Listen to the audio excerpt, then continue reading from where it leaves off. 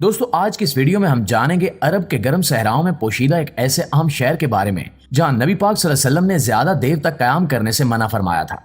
एक ऐसा शहर जो माजी के दरीचों से झांकती एक ऐसी कौम की तबाही की लाजवाल दास्तान के अनमिनट नकूश खुद में समाये हुए हैं, जिसे रात के अंधेरे में जबरदस्त अजाब इलाही का सामना करना पड़ा था।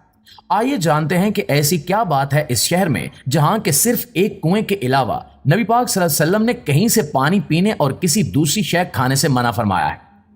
दोस्तों पुरानी उम्मतों पर आने वाले अजाब और इनकी सरकशी और नाफरमानी के बारे में अल्लाह ताला ने वाज़े अल्फाज में बताया है और उम्मत मुहम्मदिया को इस बात की तंबीह की है कि सरकश और मगरूर कौमों का अंजाम कैसा हुआ करता था। आलमी तारीखी और कदीम विरसे को महफूज रखने वाले इदारे यूनेस्को की फहरिस्त में शामिल ये शहर अल उला नामी इलाके में मौजूद है। माहिरीन आसार कदीमा के मुताबिक इस शहर में दरियाफ्त की जाने वाली तामीरात निहायत ही हैरत अंगेज और अक्ल इंसानी को दंग कर देने वाली हैं। यहाँ रहने वाले लोगों ने सख्त और पथरीले बड़े बड़े पहाड़ों को तराश कर अपने घर और मोहल्लात तामीर कर रखे थे। इस तरह की रिहायशी तामीरात फिर दोबारा कोई कौम न कर सकी। यहाँ तक कि आज के इस जदीद दौर में भारी मशीनरी के साथ भी इस तरह से पथरीले पहाड़ों का सीना चाक करके इनके बीच निहायत बारीक बीनी से मोहल्लात तामीर करना इंतहाई कठिन और नामुमकिन सा लगता है। माहिरीन का कहना है कि ये कौम अपनी सकाफत से बहुत ही ज़हीन और साइंसी उलूम की माहिर लगती थी। ये इलाका कभी सरसब्ज़ व शादाब हुआ करता था, जहाँ वाफिर मिकदार में अनाज और दीगर फसलें हुआ करती थी। इस शहर का नाम अल हिजर है और ये सऊदी अरब में आलमी तारीखी विरसे के तौर पर भी जाना जाता है। इस शहर में एक ऐसी मगरूर कौम आबाद थी जो खुद को इंतहाई ताकतवर मानती थी और अपने घमंड में अल्लाह की शदीद नाफरमानी की मुर्तकिब हुई थी। ये कौम समूद थी। इस कौम के लोगों की उम्रें काफी लंबी हुआ करती थी। हीरे जवाहरात और दीगर कीमती धातें इनके पास मौजूद थी। बेपनाह दौलत और ऐशो इशरत ने इन्हें सख्त गफलत में डाल दिया था। ये अपनी कौम के गरीब और लाचार लोगों पर जुल्म के पहाड़ तोड़ते थे और इनका कत्ल भी कर देते थे। कौम समूद के पास सब कुछ मौजूद था, मगर इसके बावजूद इनकी हिरस खत्म नहीं हुई थी और मजीद दौलत और ताकत के लिए ये लोग एक दूसरे का खून तक बहाने से गुरेज नहीं करते थे।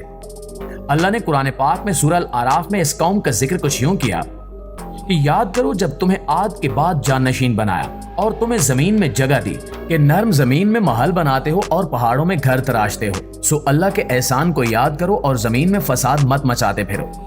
दोस्तों गफलत और गुमराही के गुप अंधेरों में डूबी इस कौम के लिए अल्लाह ने अपने एक बरगजीदा नबी हजरत सालेह अलैहिस्सलाम को हिदायत का जरिया बनाकर भेजा ताकि ये राह हिदायत से भटके हुए लोग अल्लाह के फरमाबरदार बन जाए। मगर जब हजरत सालेह अलैहिस्सलाम अल्लाह के हुक्म के मुताबिक इस कौम के सामने नबूवत का दावा करते तो इसके सरकर्दा लोग जो कि अपने आगे किसी को कुछ भी नहीं समझते थे, हजरत सालेह अलैहिस्सलाम से ये कहने लगे कि अगर तुम वाकई में अल्लाह की तरफ से भेजे गए नबी हो तो हमें अपनी नबूवत का कोई मौजज़ा दिखाओ। इन्होंने अल्लाह के नबी हजरत सालेह अलैहिस्सलाम से कहा कि अगर तुम वाकई सच्चे नबी हो तो करीब में वाक़े चट्टान से हमें एक ऊंटनी पैदा करके दिखाओ। जिस पर हजरत सालेह अलैहिस्सलाम ने अल्लाह ताला से दुआ की, जिसके बाद नबी सालेह अलैहिस्सलाम के मौजे के तौर पर अल्लाह के हुक्म से उस जगह से एक ऊंटनी पैदा हुई। अल्लाह की शान देखें कि इस ऊंटनी ने एक बच्चे को भी जन्म दिया। ये हजरत सालेह अलैहिस्सलाम का मौजे नबूवत था, जिसे देखकर कौम समूद के अक्सर लोग हजरत सालेह अलैहिस्सलाम पर ईमान ले आए और अल्लाह के हुक्म के ताबे हो गए। मगर अब भी बाज लोग इस कौम के ऐसे थे जो अपनी ताकत के नशे में बुरी तरह से डूबे हुए थे और इस मौजे के बाद भी ईमान ना लाए, बल्कि अपनी सरकशी और नाफरमानी पर डटे रहे। हजरत सालेह अलैहिस्सलाम के मौजे के बाद इनकी ऊंटनी इसी कौम के साथ रहने लगी, मगर मगरूर लोगों से ये बात बर्दाश्त ना हुई और इनकी कौम के दो बदबख्त लोगों ने उस ऊंटनी को कत्ल कर दिया।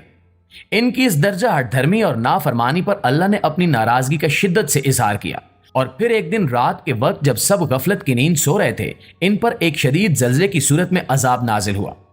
यह ऐसा अजाब था कि अगली सुबह इनमें से एक सरकश भी नहीं उठ पाया, क्योंकि अल्लाह ने इस शहर में बसने वाली कौम समूद को तबाह बर्बाद कर दिया था और दुनिया वालों के लिए एक इबरत का निशान बनकर रह गई। और यही वजह है कि हमारे प्यारे नबी पाक सल्लल्लाहु अलैहि वसल्लम ने इस जगह पर जाकर ठहरने से मना फरमाया है। नाज़रीन गिरामी, जब ग़ज़वे तबूक के मौके पर नबी पाक सल्लल्लाहु अलैहि वसल्लम और इनके लश्कर का यहाँ से गुजर हुआ तो आप सल्लल्लाहु अलैहि वसल्लम ने बतौर खास सहाबा कराम रज़ी अल्लाह ताला अन्हुम को इस जगह के बारे में बताया और लश्कर वालों को वहाँ मौजूद कुओं में से सिर्फ एक कुएं से ही पानी पीने की इजाज़त दी। ये वही कुआं था जिससे हज़रत सालेह अलैहिस्सलाम की ऊंटनी ने पानी पिया था। आप सल्लल्लाहु अलैहि वसल्लम ने इस जगह पर तफरीहात और यहाँ ज़्यादा देर क़याम करने से भी मना फरमाया। مگر افسوس کی بات یہ ہے کہ آج ہم مسلمان گمراہی کی نہ جانے کس راہ پر چل نکلے ہیں کہ ہم پچھلی امتوں کے عبرت ناک انجام تک کو بھلا بیٹھے ہیں۔ آج کی سعودی حکومت مغربی تہذیب کی پیروی کرنے میں اتنی اندھی ہو گئی ہے کہ اس شہر میں جہاں حضرت صالح علیہ السلام کی اونٹنی کا قتل کیا گیا تھا اور قوم سمود پر عذاب نازل کیا گیا تھا، ایک تفریح گاہ بنائے بیٹھے ہیں۔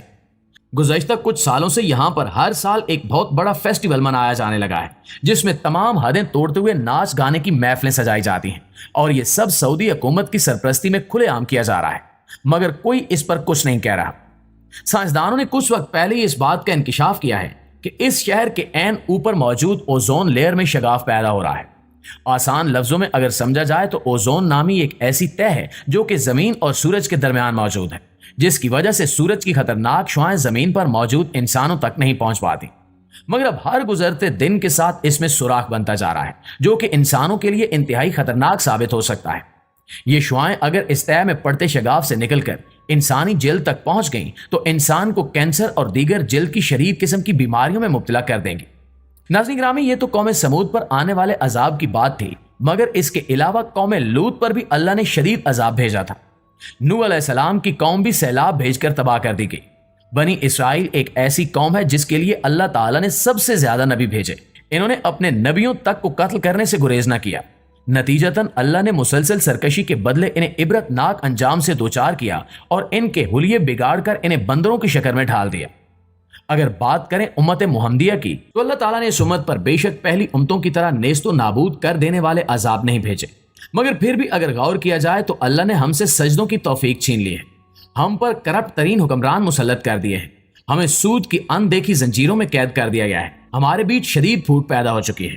یہ سب اللہ تعالیٰ کی ناراضگی نہیں تو اور کیا ہے کہ ہمیں گناہ نہیں لگتا، حرام ہم حلال کے لبادے میں سجا دیکھ کر کھا لیتے ہیں، ہمارے بیچ سے حقیقی علماء اٹھا لیے گئے ہیں، ہدایت کے دروازے ہم نے اپنے ہاتھوں سے خود پر بند کر لیے ہیں۔ یہ ساری باتیں شدت سے اس بات کی طرف اشارہ کرتی ہیں کہ اللہ ہم سے واقعی بہت ناراض ہے۔